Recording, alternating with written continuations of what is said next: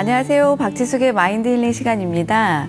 우리 인간은 미래를 알 수 없기에 기대도 되고 설레기도 하지만 그만큼 두렵고 불안한 것 또한 사실일 것입니다.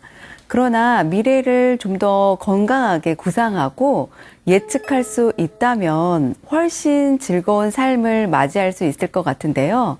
그래서 오늘은 미래학 전문가 선생님과 함께 미래를 어떻게 하면 잘 준비할 수 있을까에 대한 이야기를 나눠볼까 합니다.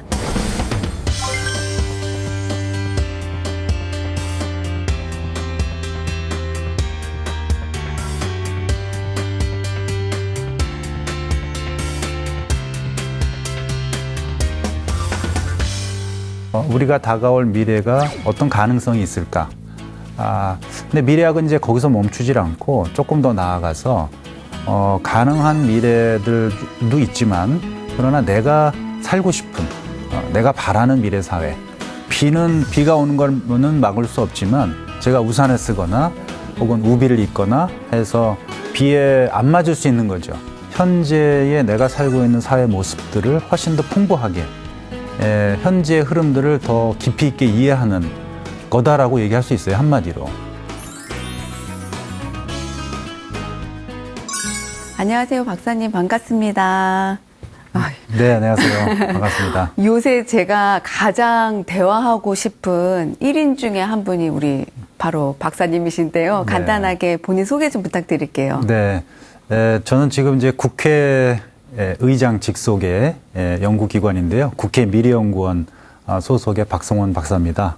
네. 네, 반갑습니다. 네, 반갑습니다. 바쁘신데 귀한 시간 내주셔서 감사하고요. 네. 미래학이라 그러면 사실 일반인들에게 아직 좀 생소한 편인데 우리 미래학 박사님이시잖아요. 네. 그런데 제가 듣기로는 기자 생활을 하시다가 이쪽으로 전향을 하셨다고 들었어요. 네. 그래서 어떤 계기로 그런 큰 변화를 가지셨는지 정말 궁금하거든요. 네, 뭐 별건 없고요. 네. 제가 한 10년 정도 언론사에 기자를 하다가 2006년에 한국에 이렇게 제 말하자면 선생님이신데 네. 제가 대학원 수학했던 그 짐 데이터라는 교수님이 한국에 오셨어요. 그래서 제가 기자로 인터뷰를 한 거죠. 인터뷰를 했는데 너무 재밌더라고요. 네. 2시간 정도 제가 인터뷰를 했는데 2006년에 제가 쓴 그 기사를 지금 봐도 제가 봐도 재밌다 할 정도로 그분과 인터뷰를 하고 쓰신 기사가. 네, 그냥 제 생각에 푹 빠졌던 것 같아요. 네. 그 선생님의 말씀에. 네. 그리고 나서 결심을 했죠. 네. 10년간의 기자 생활을 마감을 하고 이제 제 2의 또 다른 이제 좀 학자로서의 삶을 좀 살아보자. 그래서 제가 유학했던 곳이 하와이 대학의 네. 정치학과인데 거기에서 제 선생님이 미래학을 1970년부터 가르치셨으니까 한 50년 지금은 이제 은퇴하셨습니다만 네. 그래서 그 선생님 밑에 가서 미래학을 공부를 한 거죠. 거의 이제 그 사사를 받으러 가셨군요. 뭐 공부하러 간 거죠. 예. 근데 그분의 어떤 내용이 그렇게 우리 박사님께 매력적으로 다가왔었나요? 제가 사실 그 전까지 생각했던 미래는 네. 그냥 이렇게 틀림없이 다가오는 네, 미래였어요. 네. 눈에 보이기도 하고, 그랬는데, 그게 한편으로는 좀 답답할 때도 있거든요. 그렇죠. 그 미래가 내 인생에 별로 도움이 될 것 같지 않다. 네. 그리고 그 미래가 오면 나는 좀 답답하게 살 것 같다. 내가 원하는 삶이 잘 펼쳐지지 않을 것 같다. 그렇더라도 그 미래는 이제 다가오는 거니까 네, 네. 맞이해야 되는 거죠. 네. 근데 선생님 말씀을 듣고 인터뷰를 하는데, 미래는 하나가 아니라 여러 개다. 그래서 미래학을 영어로 future가 이제 영어 미래라는 뜻이잖아요. 근데 거기에 s를 붙여서 futures, 그러니까 복수형인 거죠. 네. 그러니까 미래라는 게 단일한 어떤 하나의 시공간이 아니라 여러 개의 다양한 그 미래가 올 수 있어서 그런 게 미래다. 그렇게 얘기를 하시는데 약간 제 마음속에 숨통이 튀었다고 할까. 네. 그러니까 꽉 막힌 도로처럼 보였는데 미래가. 네. 여러 가지 우회 도로가 있다는 말씀을 해주신 걸로 제가 이해를 해서 야 이거 재밌다. 그래서 제가 이렇게 혹했는 것 같아요. 그러니까 우리도 일반인들이 생각할 때 미래를 생각하면 어떤 한 획일화된 한 미래가 모든 전 세계인들에게 딱 이렇게 같이 다가온다라고 이렇게 막연하게 생각을 했는데 네. 여러 가지 다양한 옵션이 있을 수 있다는 이야기군요. 그렇죠. 그래서 제가 공부를 해보니까 그게 미래학에서 두 가지 미래로 네, 나누어요. 네. 하나는 이제 그 일종의 영어 써서 죄송합니다만 다머넌트 퓨처라고 해서 무조건 오는 미래인 거죠. 아, 네. 예를 들면 오늘 오후에 비가 온다. 네. 요즘에 이제 기상예보 많이 맞아요. 비가 온다는 그 미래를 피할 수는 없을 것 같아요. 비를 멈추게 할 수는 그렇죠. 없잖아요. 네, 네. 그거는 우리가 맞이해야 되는 미래인 네. 거죠. 근데 또 하나 어떤 미래가 있는데 마스터 오브 퓨처. 그러니까 그 미래를 막을 수 있는. 그러니까 예를 들면 비가 오는 거는 막을 수 없지만 제가 우산을 쓰거나 네. 혹은 우비를 입거나 해서 비에 안 맞을 수 있는 거죠.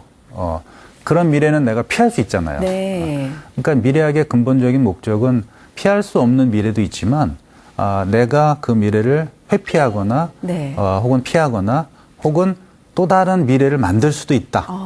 그래서 미래에 대한 어떤 그 컨트롤, 조정 능력을 확보해 나가는 네. 뭐 그런 것들이 미래학이 추구하는 가치다 이렇게 생각이 됐어요. 그래서 지금 이제 얼핏 듣고 보니까 우리가 흔히 얘기하는 어떤 이제 예언하고 예단하는 이제 역학이라든지 네. 기상 예보라든지 이제 이런 것과도 조금 일맥상통하는 면도 있을 것 같은데 일반인들은 아직까지는 그래도 미래학에 대해서 정말 딱 구체적으로 뭔지 이렇게 잘 모르실 것 같으세요. 네. 그래서 미래학이라고 하면 이제 구체적으로 뭘 얘기하는 걸까요?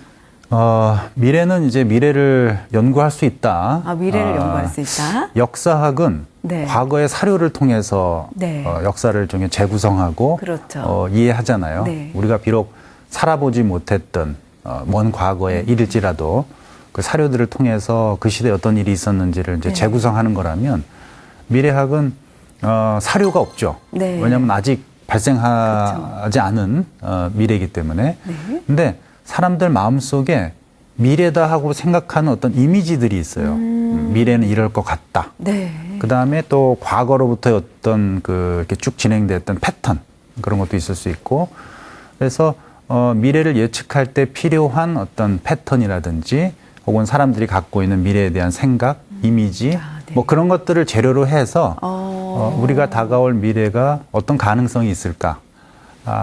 근데 미래학은 이제 거기서 멈추질 않고 조금 더 나아가서 가능한 미래들도 있지만 그러나 내가 살고 싶은 내가 바라는 미래 사회 네, 네. 나뿐만 아니라 나의 후손, 나의 미래 세대들이 같이 좀 이렇게 잘 살 수 있는 네. 그런 미래가 뭘까? 그걸 이제 저희 미래학에서는 이제 선호 미래라고 하거든요. 바람직한 미래. 네. 그 선호 미래를 만들 수 있다. 그렇게 생각하는 것이 미래학의 루체라고 볼 수 있어요. 그 선생님 말씀을 들어보니까 제가 딱 방금 생각나는 게 그 무슨 자료를 찾다가 보니까요. 어떤 그 화백인가 하는 이렇게 만화를 그리신 분이 있더라고요. 1960년도, 1965년도인가 네. 한 컷의 만화를 그린 게 있는데 그때가 이제 1965년도인데 그분이 이제 생각하는 미래 해가지고 이렇게 만화를 그려 놓으셨는데 그때 이미 뭐 태양열, 그다음에 전기 자동차, 들고 다니는 컴퓨터, 뭐 이런 식으로 지금의 삶을 정말 거의 뭐 4, 50년 전이잖아요. 근데 이걸 어떻게 상상해서 이 그림을 그리셨을까? 지금 봐도 너무 놀랍고 신기하더라고요. 네. 근데 이제 듣고 보니까 정말 이 사람들의 어떤 생각과 이 마인드 속에는 다 무의식적으로 이미 그게 자리를 잡고 있나 봐요. 이미 이제 뭐 그때 당시에도 사실 그 만화뿐만 아니라 다양한 뭐 논문, 네. 그 당시에 신문 기사, 또 시인의 시, 뭐 소설, 네. 뭐 SF 소설도 마찬가지고 그런데 이미 사실 우리가 살고 있는 미래 모습들이 그려져 있어요. 네. 그러니까 그 만화가가 특별하다기보다는 다양한 사람들이 그렇게 미래를 내다보고 있고 네. 그 미래는 사실은 그 당시에 사람들의 욕망이 투영이 된 거죠. 그렇죠. 내가 조금 더 편리하게 살고 싶다. 네. 물질적 풍요를 좀 누리고 싶다.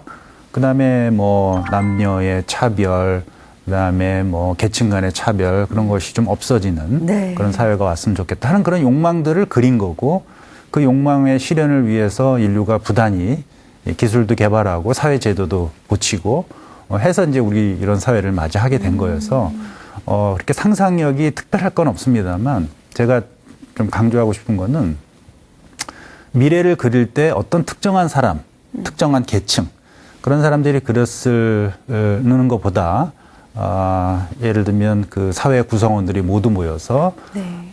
내가 바라는 사회가 무엇이다. 이 얘기를 각자 할 수 있는 사회. 예. 그래서 다양한 사람들이 얘기하는 그 미래의 상들을 잘 조합을 해서 좀 더 많은 사람들이 살고 싶어하는 미래를 만들어가는 게 중요하지. 예를 들면 어떤 사회가 좀 더 근사해 보인다. 네. 어떤 나라의 삶이 좀 더 좋아 보인다. 그런 것들을 수입해다가 그냥 그대로 우리 사회에서 카피해 놓으면 그건 이미 그 사람들이 생각한 선호하는 미래를 우리가 그냥 여과 없이 수입한 거죠. 그런 경우에는 진짜 우리 사회의 어떤 시민들이 바라는 삶의 모습들, 시민들이 바라는 어떤 그 문제 해결 네. 그런 것들이 없을 수 있어요. 그러니까 선호 미래를 말한다는 거는 그 당대의 시민들이 살고 싶어하는 사회가 무엇인지 무슨 문제를 풀고 싶어하는 건지 그렇게 고민해서 사회를 만들지 않으면 남이 만들어 놓은 사회에서 사실 살아야 되거든요. 네. 그건 뭐 재미없죠. 그렇죠. 네. 아니 그렇다면 이제 그 미래에 대해서 좀 더 뭐 발전하고 진화한 그 새로운 사고와 다른 삶을 제시한다는 차원으로 우리가 이해해도 되는 걸까요? 그렇죠. 이렇게 가면 우리 사회가 이렇게 될 것 같다. 근데 저거 지속 가능하지 않을 것 같다. 네. 저거 더 문제가 생길 것 같다. 그러면 좀 방향을 바꿔보자. 그렇게 설득하고 사람들의 어떤 의지와 노력을 모아서 조금 더 지금보다는 좀 나은 사회를 만들어가는 노력 네. 그런 것들이 미래학이 추구하는 가치구나 하는 거를 이제 공부하면서 깨닫게 됐죠. 네. 그럼 이제 결국에는 이제 미래를 어떻게 예측하느냐 하는 게 이제 관건일 것 같은데 예측하는 걸 넘어서서 네. 우리가 살고 싶어하는 미래를 네. 미래가 무언지를 네. 말할 수 있는 기회, 어. 더 나은 삶을 상상할 수 있는 어떤 자유 네. 그런 게 더 중요하죠. 미래를 그냥 단순히 예측한다는 걸 넘어서서 우리가 살고 싶은 미래 사회가 어떤 모습이냐 네. 그런 걸 만들어갈 수 있는 조건이 주어진 사회가 저는 더 좋은 사회, 네, 네. 미래지향적 사회 같아요. 그럼 이제 일반인의 입장에서는 그 미래의 예측이라는 거를 정말 과연 어떠한 방법으로 할까가 궁금하거든요. 네. 근데 이제 말씀하신 것 중에 현재를 있는 그대로 본다. 그 안에 이제 또 미래가 담겨져 있다라고 얘기를 하셨던 게 저는 되게 흥미로웠어요. 네. 네. 제가 2019년에 미래 공부라는 책을 냈고 그 책에서 미래학이라는 거는 이제 현재를 현재대로 보는 방법이다. 제가 얘기를 했는데, 근데 그 어떤 사건을 볼 때 우리가 직관적으로 네. 이게 어떤 사건인지 이해할 수 있어요. 모든 인간이라면. 그리고 모든 인간이라면 이 사건이 어떤 의미인지 해석할 수 있어요. 네.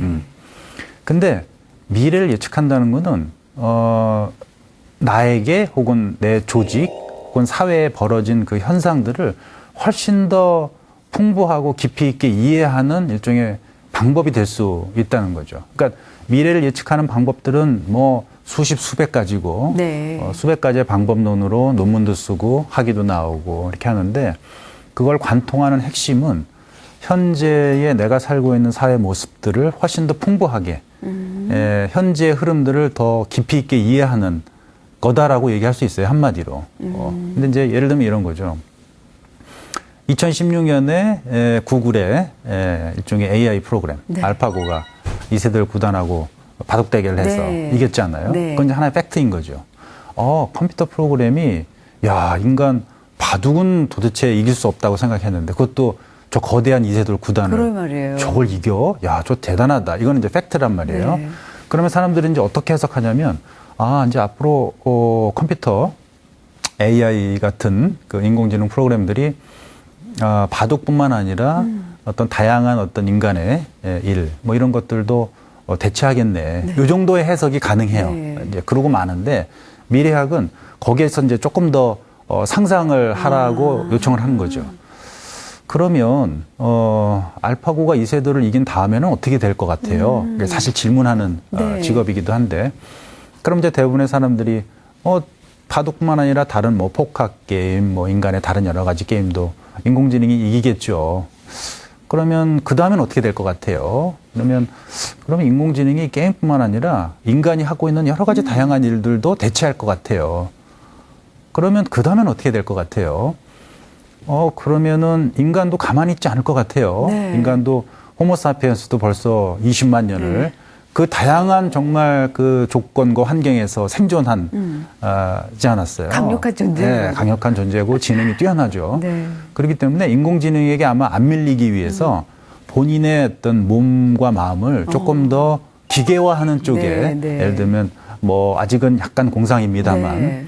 뭐 뇌에다가 이렇게 칩을 심는다든지 맞아요. 그러면서 인간이 점점 기계화되면서 인공지능과 일종의 경쟁하는 네. 그렇게 될 수 있을 것 같네. 그럼 그 다음엔 어떻게 될 것 같아? 가만 보니까 인공지능이 점점점 인간을 닮아가네. 네. 인간은 점점점 기계를 닮아가네. 그러니까요. 그러면 어떻게 될 것 같아? 그 다음엔. 네. 그러면 이제 나중에는 인공지능하고 인간하고 구별할 수 없는 그런 지점이 오겠네. 네. 이렇게 이제 그 다음은 뭐지라는 사실 이게 이제 미래학의 뭐 방법론이라고는 할 수 없지만 그런 질문들 네. 미래를 상상하도록 추동하는 그런 질문들을 몇 번 던졌음에도 불구하고 알파고가 이세돌을 이긴 이 사건에 대해서 이 추세와 흐름에 대해서 풍부하게 이해를 할 수 있는 거죠. 그렇죠. 이게 단순히 바둑을 이긴 게 아니라 네.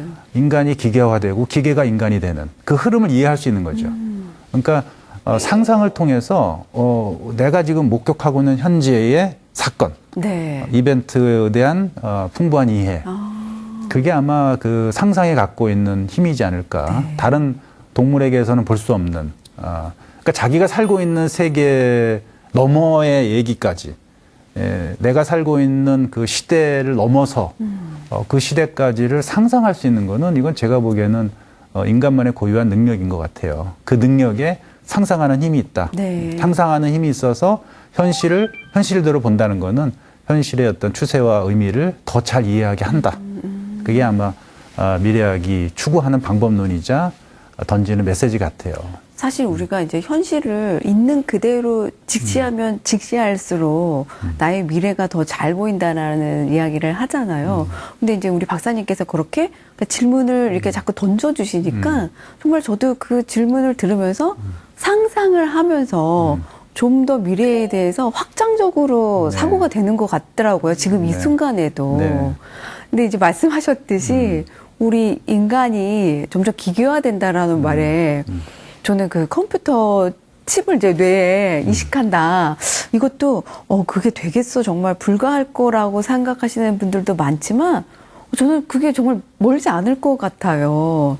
그러니까 예전에 우리 조상들에 비해서 지금의 우리를 보면 엄청 기계화되어 있잖아요. 뭐 관절도 인공 관절에 뭐 이며 뭐 어디며 장기에 뭐 펌프며 이런 게 사실은 다 옛날에 그 사고와 관점으로 보면 엄청 뭐 기계화된 사람이잖아요. 그러니까 엑스레이를 찍어서 보면 그것처럼 뭐 뇌에도 얼마든지 그게 멀지 않은 미래에 가능하지 않을까. 네. 그러니까 인간이라는 게 욕망을 뭐 다양한 욕망이 있겠습니다만은 어쨌든 기본적으로 즐거움은 더 지속하고 싶은 네. 욕망. 그다음에 고통은 하루라도 빨리 멈췄으면 하는 욕망. 이 두 가지가 제일 강력한 것 같아요.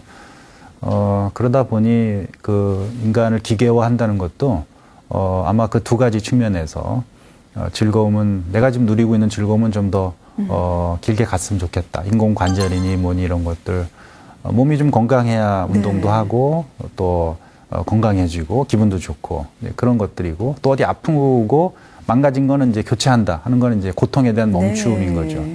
이제 그런 것들이 기술이 계속 발전하면서 그런 인간의 욕망을 채워주는 거고. 근데 이제 그렇게 또 좋은 면만 있는 건 아니고 미래학에서는 시나리오가 그렇게 꼭 좋게만 흘러가지는 않는다는 게 역사적인 사실이다. 거기서 뭔가 어떤 붕괴의 네. 조짐 혹은 여러 가지 사이드 이펙트 뭐 이런 것들이 있어서 또 인간의 어떤 위협이 되는 환경이 그렇죠. 조성될 수도 있다. 꼭 그렇게만 볼 수 있을까?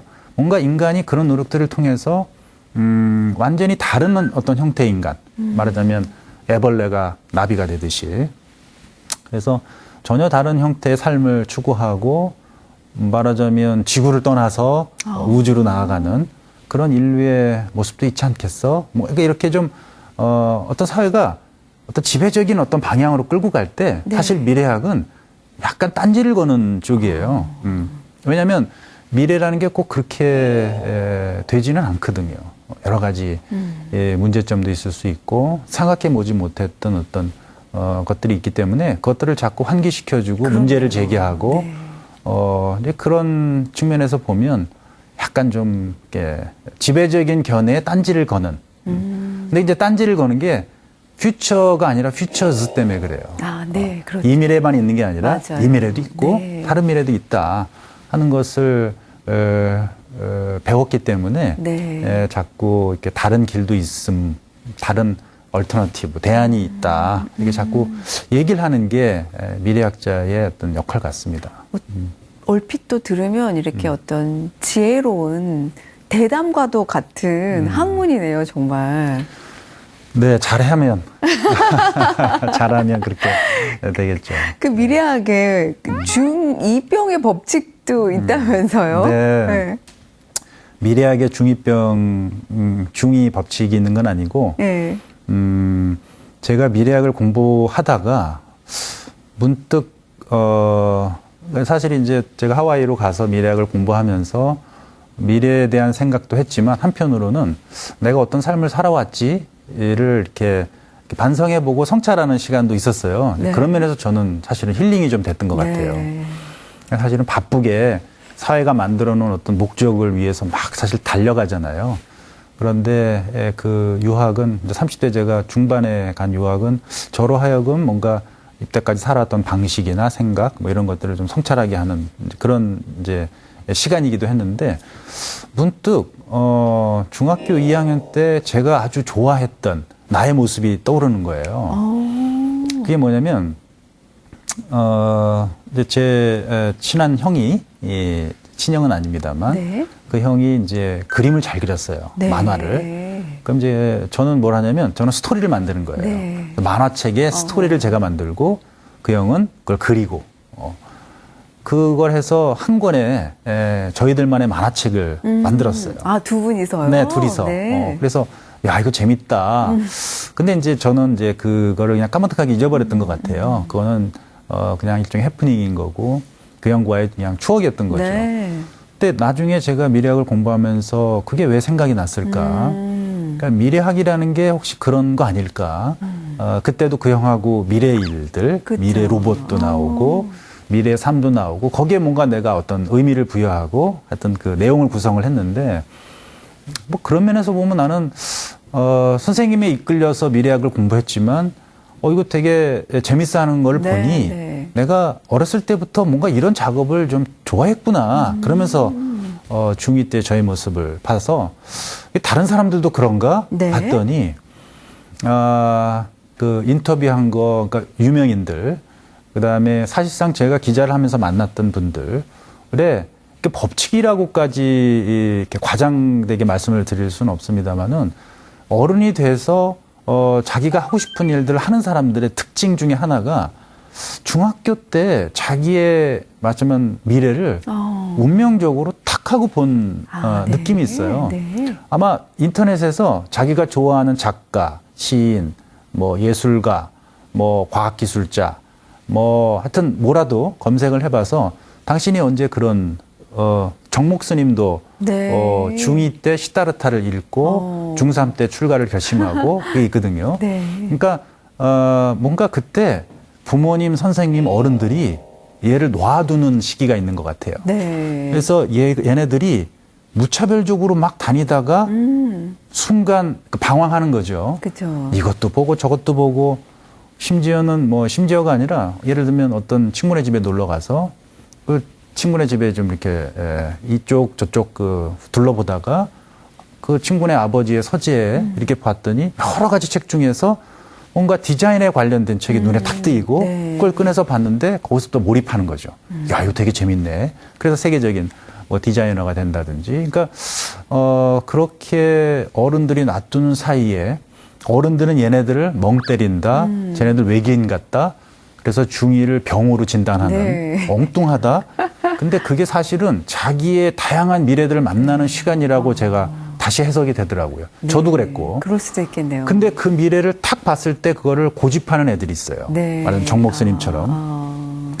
그 여학생이 이렇게 출가를 한다고 했을 때 그 당시에 부모님들이나 뭐 여러 가지 사회적으로 반대하지 않았겠어요. 근데 본인이 그거를 고집한단 말이에요. 이건 내 운명이다라고. 네. 그리고 어떤 분들은 그거를 비록 그 당시에는 실현하지 못하더라도 그걸 기억하고 있다가 하는 사람들.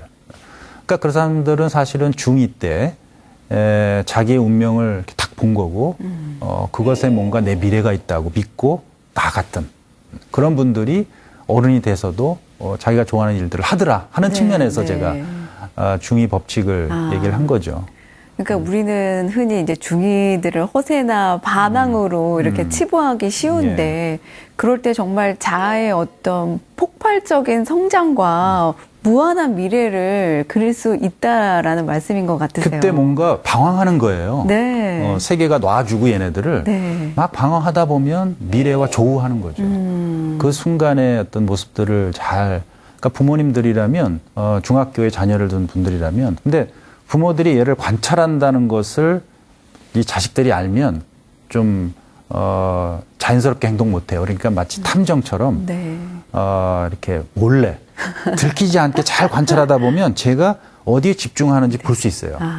그것들을 잘 메모해뒀다가 나중에 자녀들이 성장하면서 아빠 혹은 엄마 내가 뭘 해야 될지 모르겠어. 그럼 그때 네. 적어놨던 중2 때 관찰했던 메모를 보여주면서 그렇죠.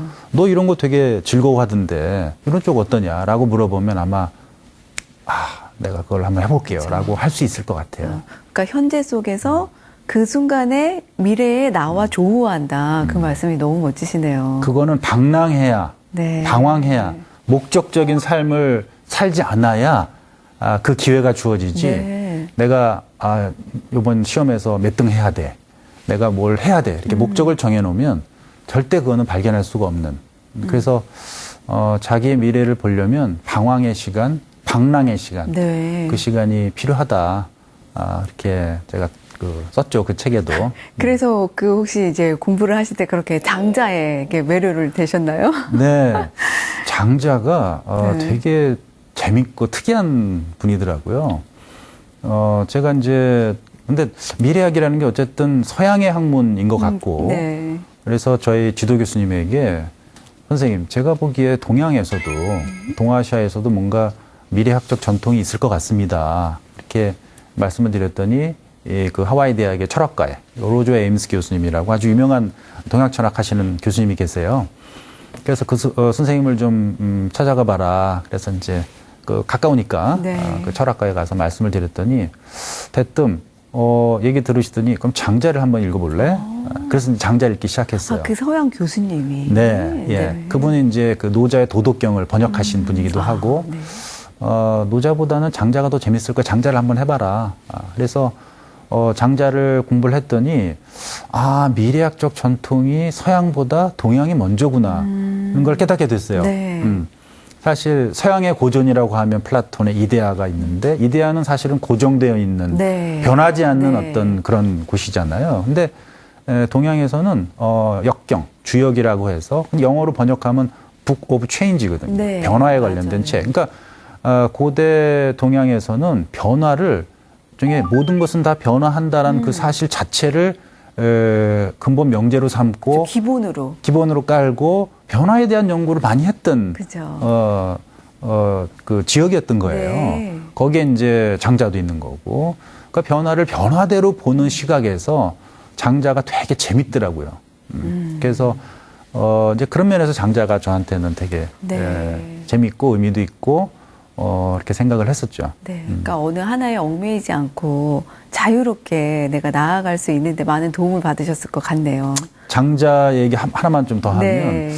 장자가 여러 가지 언어의 스타일로 글을 썼는데 우화를 빌어서 쓴 우원도 있고 그다음에 이제 성현들의 말씀을 빌어서 자기의 주장을 하는 뭐 중언이라는 것도 있고 근데 하나 재밌는 게 치언이라는 게 있어요. 치언이요. 치자가 이제 술잔 치자라는 뜻인데 마치 그 술 취한 사람이 그 내뱉는 횡설수설 같은 그런 말인데 이게 연원을 제가 찾아보니까 술잔치 그 중국에서 말하는 장자가 말하는 그 술잔은 이게 이제 와인잔 같이 생겼는데 네. 이 와인잔에다가 일종의 술을 가득 부으면 가득 찬 순간 이게 싹 비워요. 그래서 다시 제자리로 돌아와요. 그러니까 가득 채우지 말라는 거네요. 채우지 말라는 거예요. 채우면 비워요. 그래서 그러니까 채워져 있으면 새로운 변화를 보기 힘들어요. 이미 그 시각에서 봐야 되기 때문에 내가 꽉 차여져 있으면 새로운 변화를 보기가 힘든 거죠. 그러니까 늘 이렇게 비워져 있어야 네. 현재를 현재대로 보는 그런 힘들이 생기는데 사람들은 이제 채워져 있는 것 상태가 네. 끝이라고 생각을 하니까 그거에 만족하는데 장자는 그거에 만족하지 않고 다시 버리는 거죠. 그러니까 누군가 야, 너 굉장히 성공했다. 성공의 방정식이 뭐냐라고 물어보면 장자는 그게 없는 거죠. 네. 늘 성공의 방정식을 비워버리는 거죠. 그래서 다시 채우고. 그러니까 변화를 변화대로 보는 것, 네. 그 현재를 현재대로 보는 것은 그런 태도인 거죠. 맞습니다. 뭘 알았을 때 네. 이게 진짜 내가 안 건가? 다시 이제 뭐 성찰하는 태도일 수도 있고 네. 어떤 현상을 비판하는 태도일 수도 있을 거고 뭐 그런 것이 제가 사실 장자에게서 받은 중에 교훈인 거죠.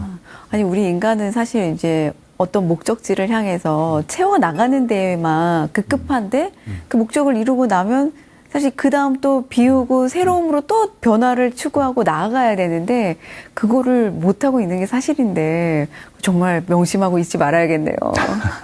그럼 이제 단도직입적으로 우리가 이 불확실한 미래를 어떻게 대처해야 하나요?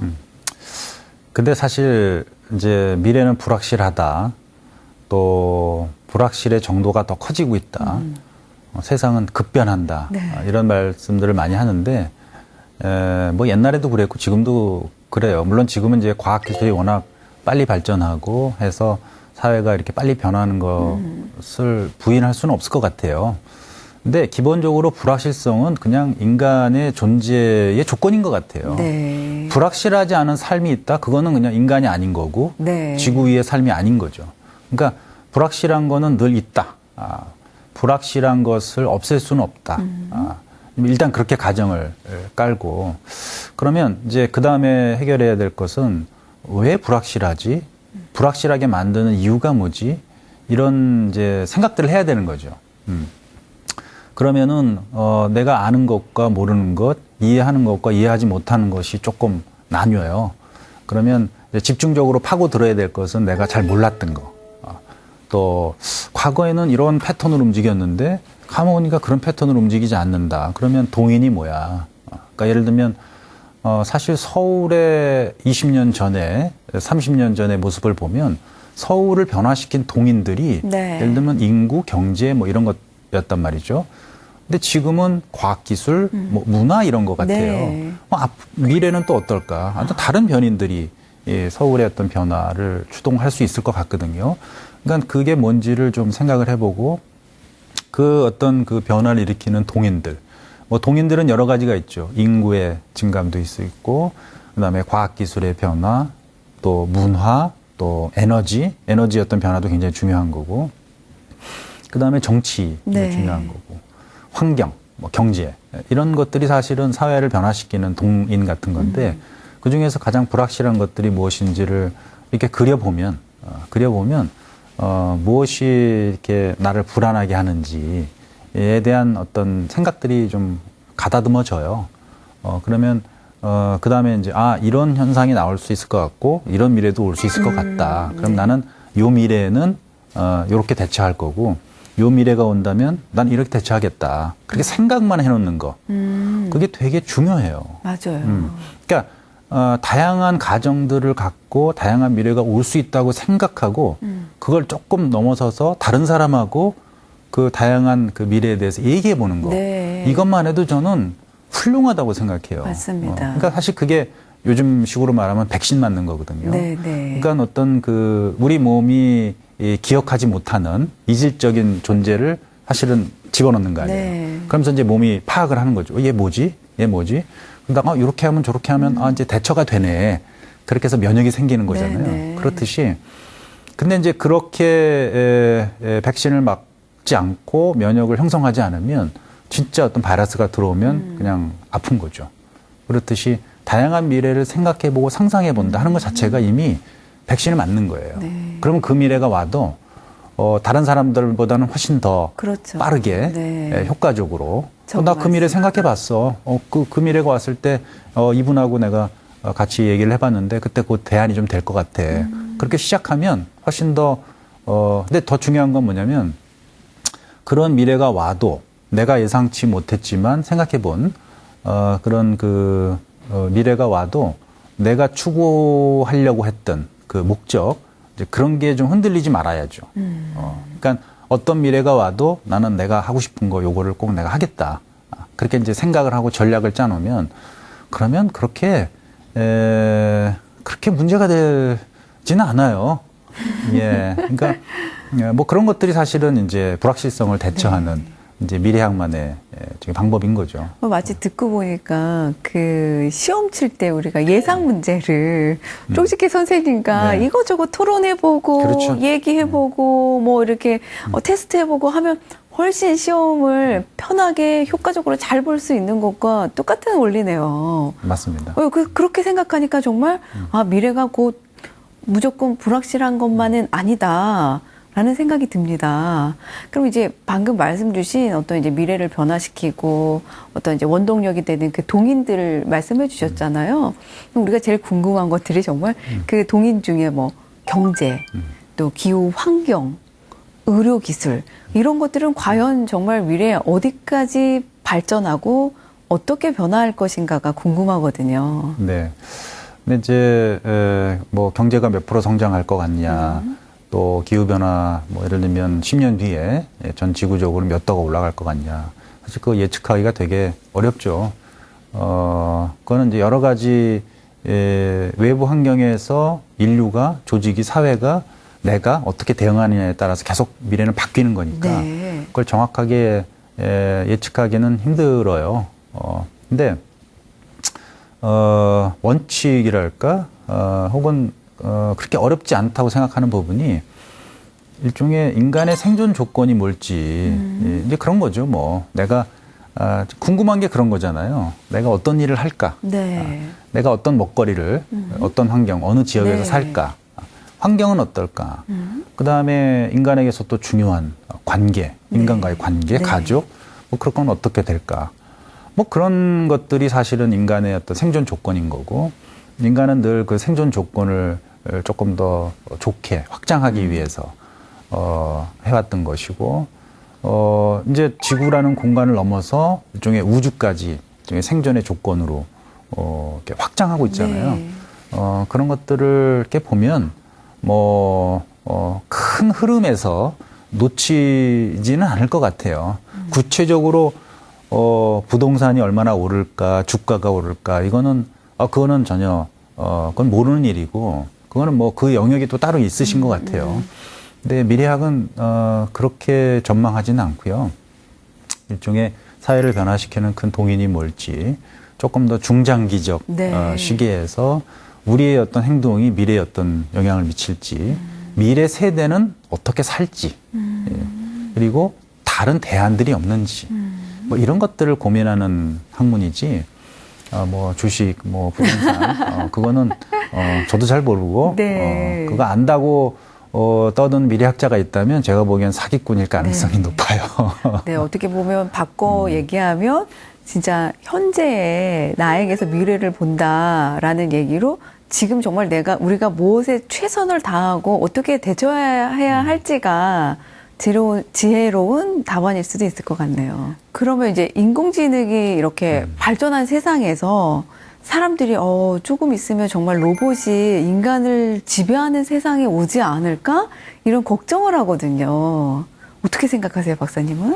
그럴 가능성도 있죠. 그것은 이제 로봇이 스스로 그런 생각을 가졌다기보다 인간이 그렇게 하도록 종용한 결과일 수 있어요. 네. 그러니까 자꾸 어렵고 힘든 일을 로봇에게 시키다 보면 자기가 사실은 어려운 문제를 스스로 해결해 봐야 뭔가 내가 계속 주도권을 갖고 네. 야, 이건 이렇게 해봐라 저렇게 해봐라 할 텐데 점점 이제 기술이 발전하면서 인공지능에게 맡기는 거죠. 네가 해봐라. 그럼 결국 나는 원래 주인이었다가 아무것도 할 수 없는 상태, 네. 할 줄 아는 게 없는 상태. 그러면은 이제 얘가 시키는 대로 해야 되는 거거든요. 맞아요. 그게 바로 사실은 우리가 너무 편리한 거를 추구했다가 오히려 역으로 그들의 어떤 명령을 받아서 네. 해야 되는 상황, 뭐 이런 걸 거예요. 그러니까 그 전에 많은 윤리적, 철학적 고민들이 그 부분을 좀 해결해 줄 거다라고 생각을 하는데 저는 조금 인간적 측면에서 그 시대를 좀 다시 볼 필요가 있다. 예를 들면 초등학교 학생들에게 20, 30년 뒤에 미래를 한번 얘기해봐라. 그러면 로봇 얘기 꼭 나오거든요. 저희 집에 로봇이 하나 있을 것 같아요. 네. 그러면 이제 어른들이 생각하기에 그 로봇이 공부도 가르쳐주고 또 청소도 해주고 그래서 되게 편리한 네. 그런 걸 상상하는구나. 그래서 그런 거니? 라고 초등학생들에게 물어보면 다른 얘기를 해요. 네. 로봇이 청소하고 부모님들은 저랑 놀아주잖아요. 그러니까 부모님들이 할 일을 로봇이 해주고 나는 부모님하고 더 많은 시간을 갖겠다는 게 목적인 네. 거예요. 네. 로봇을 통해서 내가 뭘 한다기보다. 그러니까 그건 여전히 인간과의 관계, 네. 부모와 자식과의 관계 그런 것들이 더 중요하다는 거죠. 그렇죠. 그러니까 로봇은 사실 수단인 거고 더 중요하게 생각해야 될 것은 관계, 이 어떤 깊이, 넓이를 어떻게 확장할 거냐. 이제 그런 것을 그 학생들이 얘기해 준단 말이에요. 그러니까 그 인공지능의 시대에 과연 우리의 관계, 인간과의 관계는 어떻게 할지. 물론 이제 인간과 로봇과의 관계 그런 것도 이제는 좀 생각을 해봐야 되는 이제 관계가 굉장히 확장된. 그래서 가족의 의미도 되게 모호해지고 아마 좀 더 느슨해지고 아마 그럴 것 같다. 그런 게 로봇의 시대에서 우리가 생각해 볼 수 있는 네. 의제 같은 거라고 생각해요.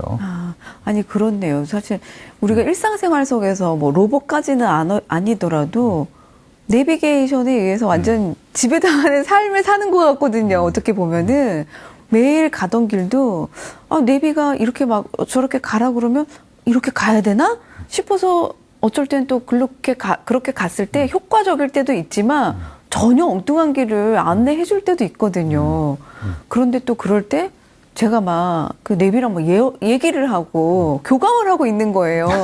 아니 너 왜 이 길로 막 알려준 거야? 막 시끄러, 조용해, 막 화도 냈다가 막 고맙다고 얘기를 했다가 그런 거 보면 정말 이게 로봇과의 어떤 관계를 형성하고 교감하고 우리의 삶의 일부분을 정말 아주 막강하게 차지하는 것이 먼 미래의 일은 정말 아니겠다. 아닌 거죠. 이미 이 로봇 혹은 기계 네. 혹은 챗봇 네. 그런 프로그램들하고 인간은 이미 대화하기 시작했고요.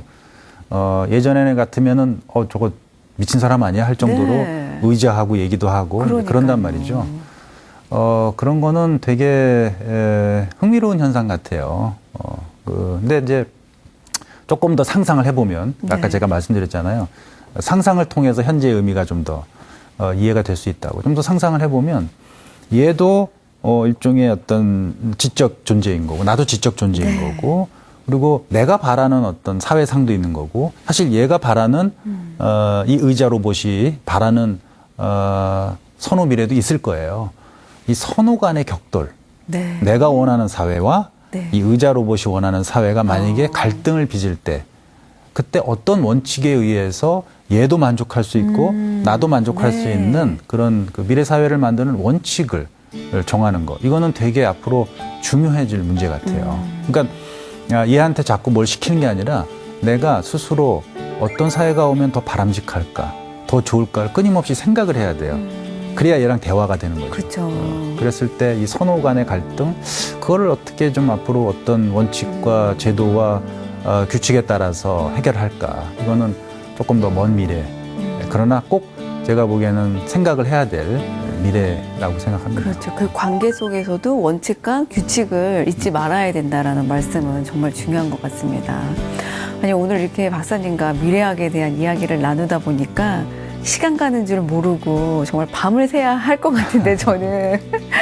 다음 기회에 또 만약에 가능하시다면 나오셔가지고 우리 시청자 여러분들을 위해서 좀 더 또 깊이 있는 미래에 대해서 한번 이야기를 나눌 기회를 가졌으면 합니다. 감사합니다, 교수님. 네, 감사합니다. 네.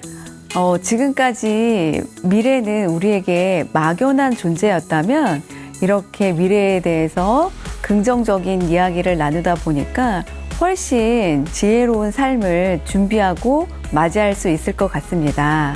오늘 미래에 관한 즐거운 이야기 나눈 시청자 여러분들도 건강하고 더욱 행복한 미래 맞이하시길 바랍니다.